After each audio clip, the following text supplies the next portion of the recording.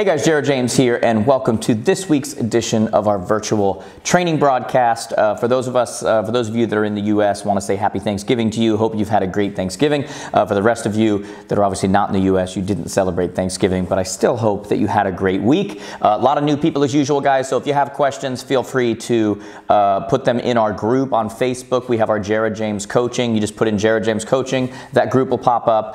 You can post our questions there. Make sure you're a member, obviously. I think there's a link below you right now to a button where you can click and you can join that group as well. Ton of great information, guys. Basically everything but spam in there. Just stuff to keep you motivated, answer your questions, trainings that are done all the time.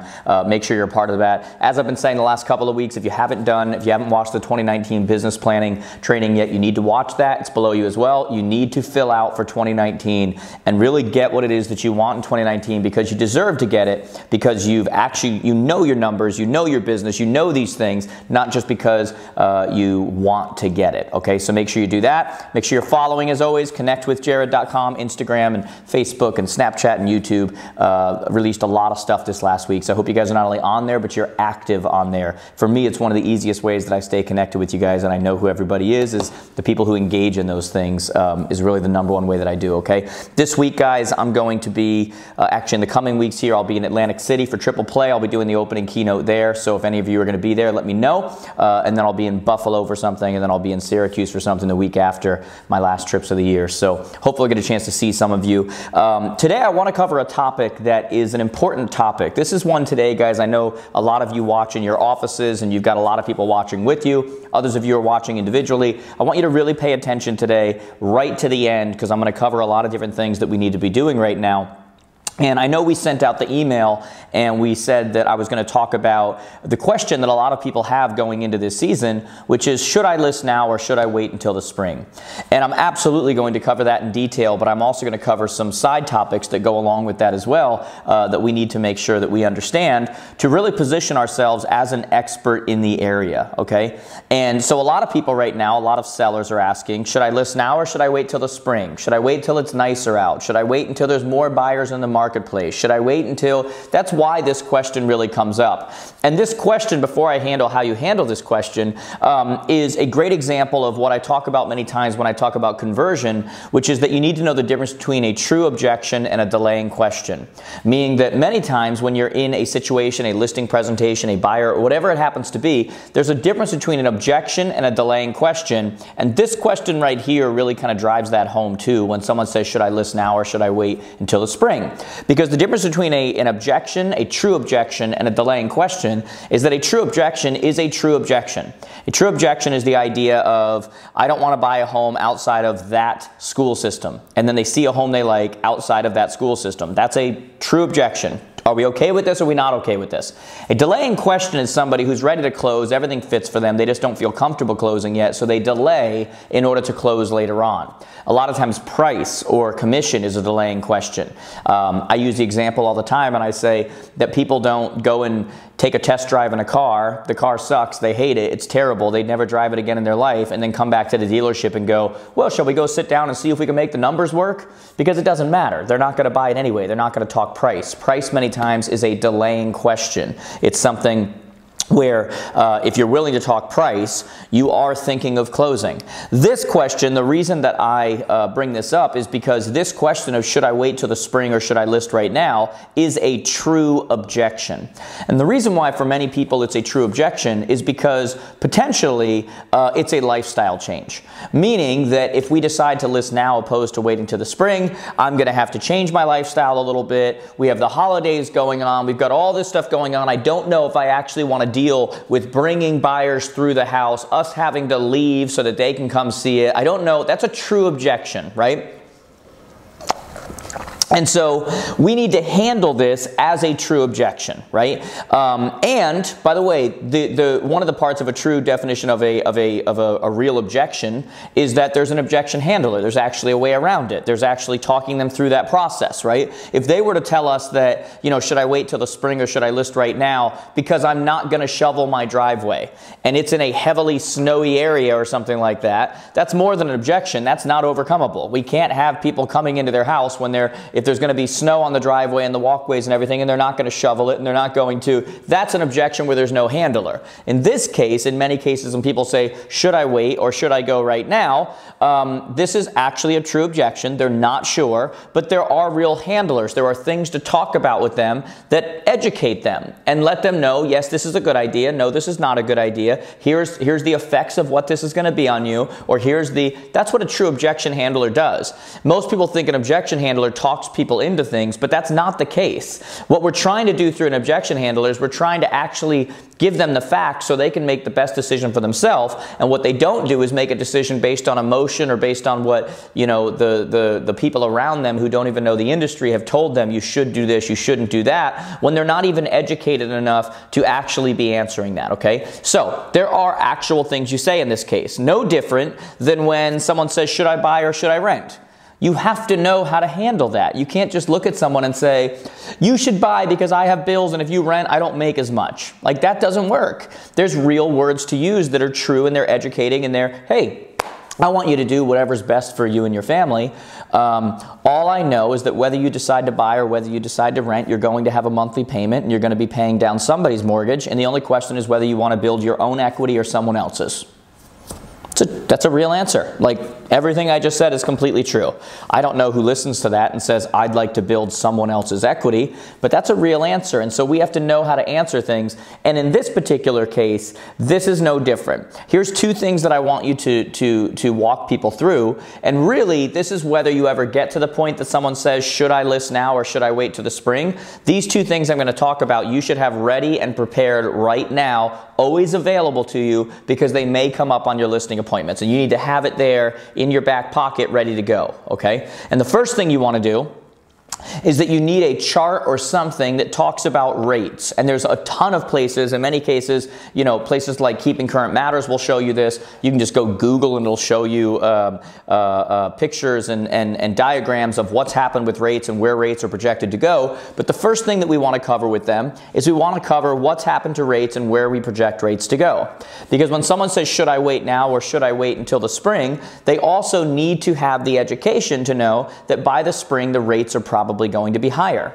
And what happens when rates are higher? Generally speaking, that means that a buyer has less buying power. Because when you educate them, and by the way, that's what real objections do. Real objections, like a true objection like this, they give you the opportunity to educate them, which is awesome because it positions you as a professional. And many times when a lot of us are getting upset because they're fighting us on commissions and these other things, it's because we never taken the real opportunities to position ourselves as an expert. And these kind of questions actually allow us to do that. So when we actually walk them through and we say, here's what's going on with rates and here's where they're projected to go, we're now able to educate them, and we're able to say, hey, the way that most buyers get approved is they don't go out and say, hey, I want a house for this much, can I afford it? What they do is they turn in all of their financial information, they turn in all of their debt situation, they turn in these things, and then they're told, here's what you can afford. And that monthly spend that determines what they're able to afford. By the way, this is why when you do go buy a car, if you're leasing or something, they'll say, where do you want your payment to be? Like, as if it matters. Like, math is math. Or they'll say, you know, I want to be around $350 a month. Most people don't say, I want this MSRP to go from $28,900 down to $26,121. They go, I need to be at about this per month. This is the psyche of the consumer. They're thinking about monthly. And so when a rate changes, when a rate goes up, what happens is that they're still trying to keep their monthly payment the same, but now they can afford less home. And so if you wait those 3 to 4 months until the springtime, hey, yeah, there may be more buyers in the market, there may be whatever, but rates may have gone up as well, and they can still only afford that same monthly cost that they were able to afford 3-4 months ago. But unfortunately, because rates have gone up, that means a lower price point, which means that the people who used to be able to afford your house in the winter at this price can now only afford your house at this price because it's the same monthly payment. And so the first thing you want to do is you want to educate them on what rates mean to their payment, okay? And how that can negatively affect what they can get as an end result of the pricing of their home, okay? The second thing that you want to do, and just about every single MLS will allow you to do this as well, is that you want to actually pull in graph format. And again, just about every MLS will allow you to do this. And if not, you're not sure where to get it, just post it in our group and we can give you a lot of suggestions about where you can get this info.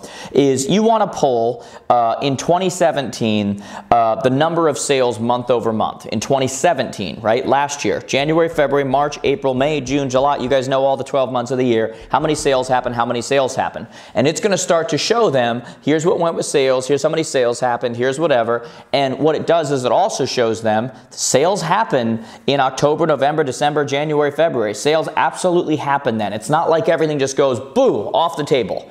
I can tell you guys that when I was selling, some of my best months were in December, which was crazy, but it's really not, because a lot of agents go into hibernation. I'm going to create a new term and call them bear agents. They go into hibernation, which creates more opportunity for the people who are actually working. But more importantly, what this is going to do is we're going to take this 2017 stats month over month over month over month over month, and we're now going to jump into 2018 and we're going to grab a month over month chart. And now we're going to show January, February, March, April, May, June, July, August, September, October, and now we can't really show November yet, but soon we'll be able to. But you're going to show up as far as you can do, and you're going to compare those numbers to the 2017 numbers. And you're going to say, look, this month they went up 3% over last month, last year at the same month. And you're going to show an overall sales are up about 1.2, 3%, you know, whatever it happens to be. And now when I look at my 2017 numbers for November, December, January, if there were 135 sales in this area, and there's going to be a 5% increase based on the numbers from the past months, based on what I see right here, then I know there's probably going to be about 141 sales this year. And all I'm really doing with this graph is I'm showing them that this misnomer that they have, this belief that they have, that sales do not happen during the winter months because it's cold and people stop looking and all of this kind of stuff. I'm going, guys, there's going to be 1,200 sales this month. There's going to be 147 sales this month. It's going to be different for your area. But what I'm doing is I'm combating their belief that they've gotten from the media, that they've gotten from their friends, that they've gotten from all of these people who are not experts, and I'm now combating it with actual facts. And with these facts, I'm able to say, hey guys, here's what's actually going to happen. Okay? 347 homes are going to sell in December. The odds at yours being one are 0 if you're not on the market, okay? But now I'm using actual stats of what's going to happen. And more importantly, when you look at what a lot of people have been dealing with in many marketplaces all over the world, is that they've been dealing with cases where they have low inventory, high demand. And now you're able to take this fear that they have and you're able to go, look, demand right now, the number of buyers that are out there, yes, will they go down a little bit? No doubt about it, but they're more serious. A buyer, like what most sellers don't want is they don't want a ton of tire kickers. They don't want a ton of strangers coming through their home who aren't serious, that are just, you know, the nosy neighbor coming through, like just trekking through their house, whatever. They may not say it or not, but they don't want that, right? What they want is serious people. This is why a lot of sellers will say, I want to see a pre-approval before people come in, which in many cases is not a great idea because it's going to deter people from coming. But in this particular case, what you're able to do is you're able to say, hey, are there less buyers out during this time of the year? Absolutely. But a buyer who's willing to go out in the cold, a buyer who's willing to go out in the snow, the buyer who's willing to go out during an off season, the buyer who's willing to go out and whatever is a more serious buyer, okay? So the people that are still out here are much more serious than many times the other people that are there. And again, let's go back to my graph over here. This many sales are going to happen this month. So we know that sales are out there. This is our inventory right now. This is a good time also when you can be going over inventory and absorption rates and talking about how many months of inventory are on the market, and that same belief that you had where you thought you needed to take your property off the market, 35% of these properties are going to come off the market, which means that they're not even competing with you. You've got to show up to be an option. They're not even showing up. Because all I'm really trying to do through this whole thing, because in the end we still want them to do what's best for them. That's why it's an objection. Going to give them the facts and let them decide what's best for them. But all I'm really trying to do during this time of the year for them is I'm just trying to really position myself as the expert.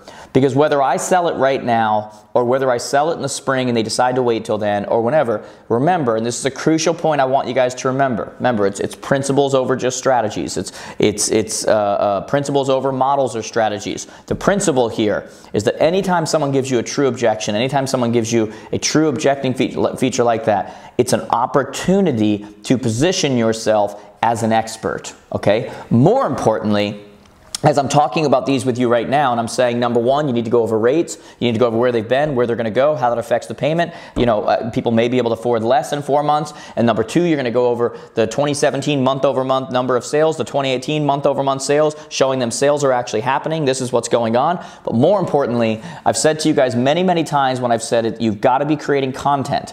And I say, where do your videos come from? Where does your content come from? It comes from the questions from your people. More importantly right now, those two things that I just talked about, what's going on with rates, what it means for payment, and what's going on right now, is it a good time to sell or should you wait till the spring to list a property? That is content for you guys. Every single one of you listening to me right now just had 2 videos you need to be making. I just posted a video in our Facebook group, the Jared James Coaching Facebook group, from one of our coaches, Sean Ainen, who shot a video and he went over and he was like removing the paper, the sticky things, whatever you call them, over the rates, showing that as the rates increase, how it changes payment, how it changes how much they can afford. It was like a 60-second video. Very effective, shot it, put it out to his marketplace, educating consumers, educating, that's how we gain business right now. So all of these things right now are an opportunity for us right now. And these 2 that I just talked about, as far as rates and as far as inventory, should you wait or should you wait till the spring or should you list in the winter, are opportunities for you guys to be creating content, because you know people are thinking it. And more importantly, when someone sees it, even if they're not thinking of selling right now or thinking of waiting, they know someone who is, and they'll share it with them. And I've said this over and over and over right now. The person who educates the consumer moving forward is the person who's going to win. It's no different than why so many of you watch me. It's because you found me online, you found me on social, you follow me on Instagram, whatever. I educate, educate, educate, educate. And the person who educates is the person who wins, okay? Guys, I hope you enjoyed this. Do me a favor, if you did enjoy it, we'll start a thread or something in the Facebook group or something like that. We can just say yes or whatever. Again, make sure you're following on Instagram and these other places. But it's more important than anything, guys, that we don't just watch these videos weekly, especially during this time of the year where things are slowing down a little bit, but we actually take what it is that I'm talking about and we implement every part of it, because that's what's going to make the difference in your business. Not just learning, not just watching, but the actual implementation of what you're learning. Okay, guys, hope you enjoyed it. Hope you have a great week. Maybe I'll see some of you at some upcoming events that I have coming up. I'll talk to you guys soon.